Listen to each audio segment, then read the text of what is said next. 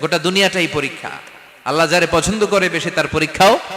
আসাদুন নাসি বালাআন আল আম্বিয়া, এই পৃথিবীতে আল্লাহ সবচেয়ে বেশি বালা মুসিবত দিয়ে পরীক্ষা করেছেন নবীদের, কারণ নবীরা আল্লাহর কাছে কম প্রিয় না বেশি প্রিয়? যেহেতু প্রিয় বেশি, পরীক্ষা।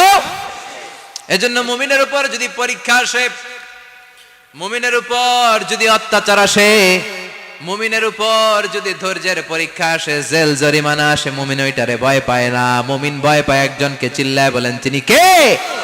কারণ আল্লাহর ঘোষণা ওয়ালা তাহিনু ওয়ালা তাহজানু, ঘোষণাটা কার? ভয় নাই, তোদের চিন্তা নাই।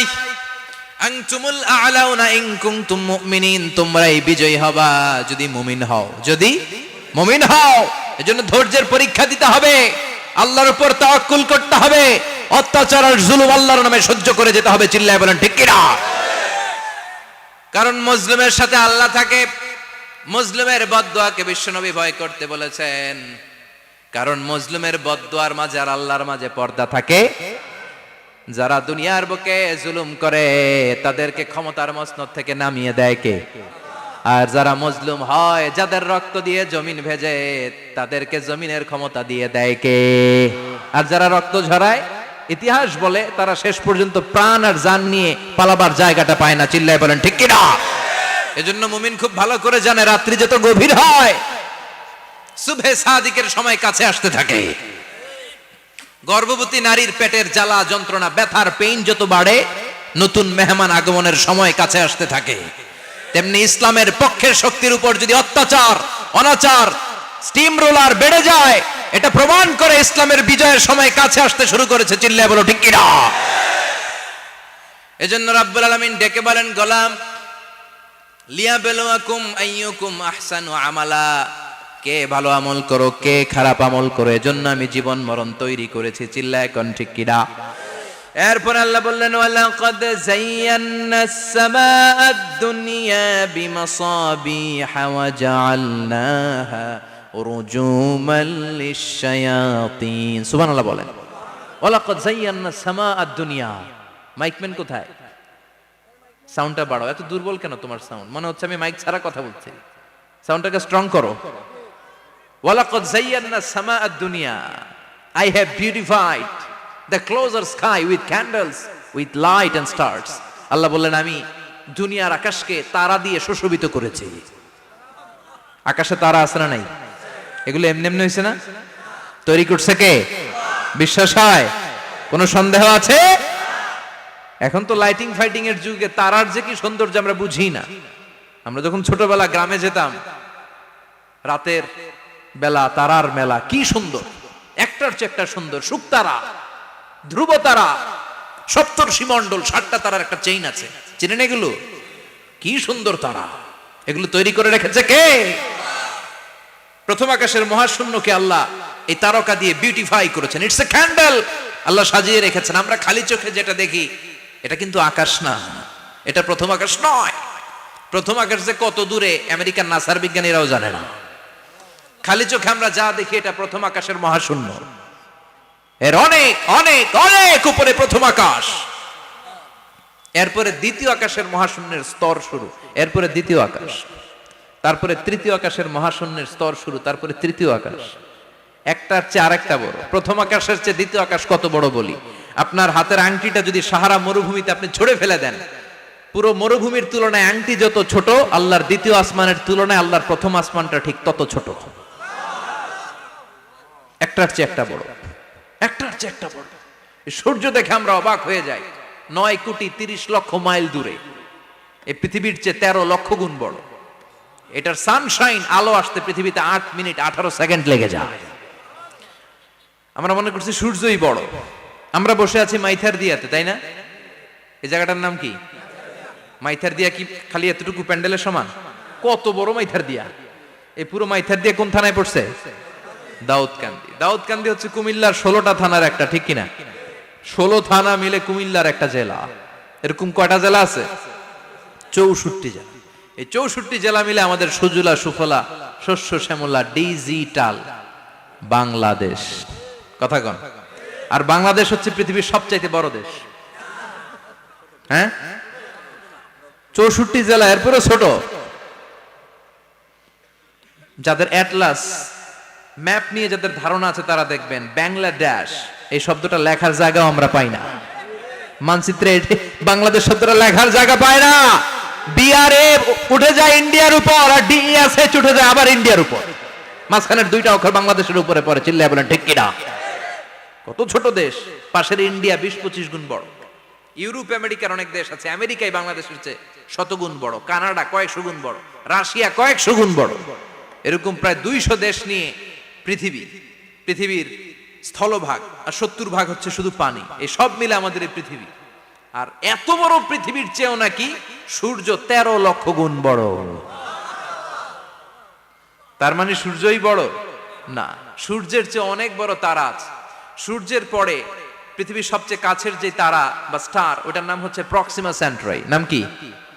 প্রক্সিমা সেন্ট্রাই। এরপরে আলফা সেন্ট্রাই এ, আলফা সেন্ট্রাই বি, ইটা ক্যারিনা, বেটেলজিউস, এরকম একটার পর একটা তারা। যেই সূর্য পৃথিবীর চেয়ে 13 লক্ষ গুণ বড়, বেটেলজিউস নামে একটা তারা আছে, ওটা সূর্যের চেয়ে 33 কোটি গুণ বড়। তার মানে কি বেটেলজিউসই সবচেয়ে বড় না? ছোট্ট একটা তারা। এই বেটেলজিউসরে খেয়ে ফেলাইতে পারে এরকম 1000 কোটি গুণ বড় সাইজের তারা আছে না নাই? এরকম কয়েক বিলিয়ন তারা নিয়ে আমাদের গ্যালাক্সি গঠিত। আমাদের গ্যালাক্সি, এটার নাম মিল্কি ওয়ে। এটার নাম কি? আমাদের গ্যালাক্সি। এই গ্যালাক্সিতে আমাদের অবস্থান। এরকম কত হাজার কোটি গ্যালাক্সি আছে আমেরিকার নাসার বিজ্ঞানীরাও জানে না। আমাদের গ্যালাক্সির সবচেয়ে কাছের যে গ্যালাক্সি, ওই গ্যালাক্সিটার নাম হচ্ছে অ্যান্ড্রোমেডা। কি নাম? অ্যান্ড্রোমেডা। আমাদের গ্যালাক্সি থেকে কেউ যদি কাছের গ্যালাক্সি অ্যান্ড্রোমেডাতে যেতে চায়, তার 2.5 মিলিয়ন লাইট ইয়ার্স সময় লেগে যাবে। কথাটা কঠিন হয়ে গেছে, আমি ভেঙে বলি, তারপরে সুবহানাল্লাহ কইবেন। আমাদের গ্যালাক্সির নাম মিল্কি ওয়ে। মিল্কি ওয়ে থেকে যদি কেউ অ্যান্ড্রোমেডাতে যেতে যায়, কত সময় লাগবে? 2.5 million light year. Light year মানে আলোকবর্ষ।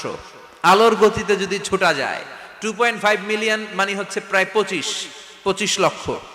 তাহলে পৃথিবীতে সবচেয়ে দ্রুতগামী যে বিষয়টা আবিষ্কৃত হয়েছে সেটা হচ্ছে আলো।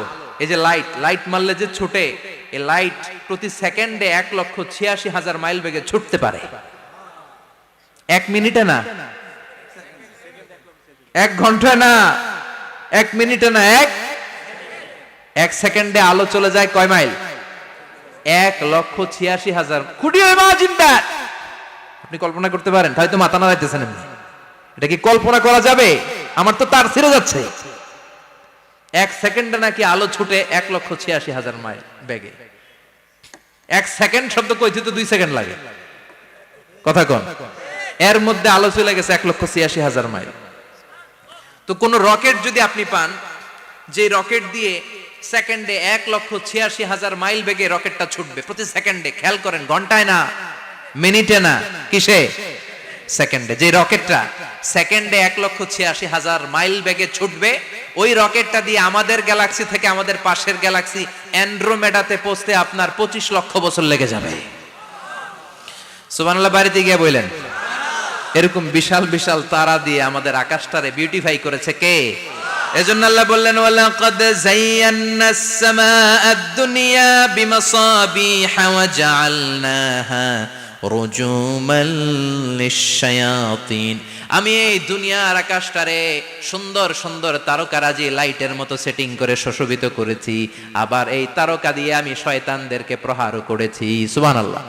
শয়তানদেরকে আল্লাহ তারা মেরে আঘাত করে। সুবহানাল্লাহ বলেন। এরপরে এই সূরার প্রথম রুকুর শেষে আল্লাহ বললেন, ওয়াসিররু কাওলাকুম আও ইজহারু বিহি ইন্নাহু আলিমুম বিযাতিস সুদূর আলা ইয়ালামু মান খালাকা ওয়া হুয়াল লাতীফুল খাবীর। আল্লাহ বললেন, ওয়াসিররু কাওলাকুম, তোমরা যদি গোপনে কথা বলো, আও ইজহারু বিহি, কিংবা স্পষ্ট করে বলো, সব শুনে কে? আপনি যেমনি বলেন শুনবে কে? বলেনই নাই, শুধু মনে মনে ভাবছেন, শুনবে কে? সুবহানাল্লাহ কইবেন না? সাত আকাশের উপরে, আরশের উপরে তার অবস্থান, সাত জমিনের নিচে কোন গোপনতম প্রকোষ্ঠে, কোন ছোট্ট বাক্সের ভেতরে যদি কোনো পিপিলিকা নীরবে হেঁটে যায়, আল্লাহ বলে আমি ওই পিঁপড়ার হেঁটে চলার পায়ের আওয়াজটাও শুনতে পাই। এজন্য কেউ যেটা শোনে না, শুনে কে? এরপর আল্লাহ বললেন, হুয়াল্লাযী জাআলা লাকুমুল আরদা যালুলান ফামশু ফি মানাকিবিহা ওয়া কুলু মির রিজকি ওয়া ইলাইহিন নুশুর। সুবহানাল্লাহ বলেন। আল্লাহ ডেকে বললেন, গোলাম তোমাদের জন্য জমিনটারে আমি বিছানা বানিয়েছি। আল্লাযী জাআলা লাকুমুল আরদা ফিরাশা, জমিনটারে বিছানা বানিয়েছে কে? এই বিছানার মতো সমতল জমিন দিয়ে তোমরা হেঁটে বেড়াও, চলে বেড়াও, হেলে দুলে পড়ার সুযোগ নাই, ঠিক কিনা? এই যে মাইথার দিয়ে আর আজকের যে ময়দান, এটা যদি বিছানার মতো সমান না হইতো বসতে পারতেন? কথা কন। এই ময়দানের প্যান্ডেলের এদিক দিয়ে উঁচা, এদিক দিয়ে গর্ত, এদিক দিয়ে নিচা, এদিক দিয়ে খাড়া, কেমন হইতো? কথা কন। কেউ আমারে দেখতো, কেউ দেখতো না, কেউ দাঁড়াইয়া, কেউ বৈশা, আছে না নাই? কিন্তু জমিনটারে সমতল বানালো কে? আপনি যদি বিমান থেকে যদি আপনি দেখেন, বিমানের গ্লাস দিয়ে, জানলা দিয়ে যদি আপনি নিচের দিকে তাকান, আপনি দেখবেন মনে হবে পুরো জমিনটাকে আল্লাহ সবুজ কার্পেট দিয়ে কার্পেটিং করে রেখেছে। এই সৌন্দর্য দিয়েছে কে?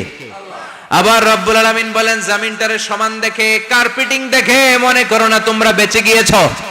আমার দেয়া বিধান আমার জমিনে যদি কায়েম করতে না পারো, এই কার্পেটিং করা জমিনের ভেতরে আযাব আছে না নাই?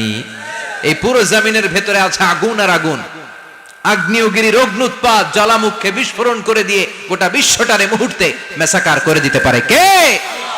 এজন্য আল্লাহ ডেকে বললেন, গোলাম আমিনতুম মান ফিস সামাই আন ইয়াখসিফা বিকুমুল আরদা ফাইযা হিয়া তামুর, তোমরা কি ভেবেছো নাকি বেঁচে যাবা?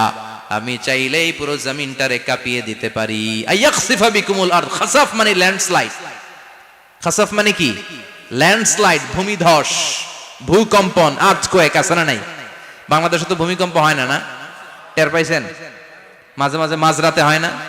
3টার দিকে নিজেই দৌড় দিব না বাচ্চারা লইয়া দৌড় দিব, লুঙ্গি পইরা দৌড় দিব না লুঙ্গি ছাড়া দৌড়াম, কথা কম। এই ভূমিকম্প আছে না নাই? আল্লাহ বলে, মনে করো না জমিনটা সমতল, কার্পেটিং করে দিয়েছি, এই কার্পেটিং এর ভিতরেও আগুনের দলা আছে না নাই? আবার আল্লাহ বললেন, আমিনতুম মান ফিস সামাই আন ইউরসিলা আলাইকুম হাসিবা, নিচে যেমনি কার্পেটিং করা জমিনের ভেতরে অগ্নুৎপাত রেখে দিয়েছি, মাথার উপর থেকে আযাব দেওয়ার সুযোগ আছে না নাই? চাইলে আল্লাহ অগ্নি বৃষ্টি দিতে পারে, আগুন বৃষ্টি দিতে পারে, ঠান্ডার বজ্রপাত দিতে পারে। আপনারা লূত আলাইহিস সালামের কওমের নাম শুনেছেন? তারা হোমোসেক্সুয়ালিটি, সমকামিতা করত, ফলে আল্লাহ তাআলা বিশাল এক চিৎকার মেরে সাইয়েদনা জিবরাইলের মাধ্যমে পুরো জমিনটারে শেষ করে দিলেন। ফাজআলনা আলিয়াহা সাফিলাহা ওয়া আমতারনা আলাইহিম হিজারাতাম মিন সিজিল, তাদের অপকর্মের কারণে জর্ডানের ওই এলাকাটাকে আল্লাহ বললেন, জিবরাইল এলাকাটারে হাতে তুলে নে, আকাশের উপরে তুলে পুরো এলাকা সহ মানুষ সহ জমিনের মধ্যে গেড়ে দে। জমিনের নিচের মাটি উপরে নিয়ে গেল কে? উপরের মাটি নিচে নিয়ে গেল কে? পুরো জায়গাটা এখন ডেড সি হয়ে গেছে। কি সি? ডেড সি নাম শোনেন নাই বোধহয়? আজকে শুনে রাখেন, এটারে বলে মৃত সাগর। এটা গজবের জায়গা, ওখানে মানুষও ডুবে না। লবণের ডেনসিটি, সল্টের ডেনসিটি এত হাই, এই পানির মধ্যে এত গজব, এর মধ্যে কোনো মাছ জন্মায় না, চিংড়ি জন্মায় না, কাঁকড়া জন্মায় না, ব্যাং হয় না, শ্যাওলা হয় না, কিচ্ছু বাঁচে না। এটা গজবের জায়গা। চিল্লায় বলেন ঠিক কিনা?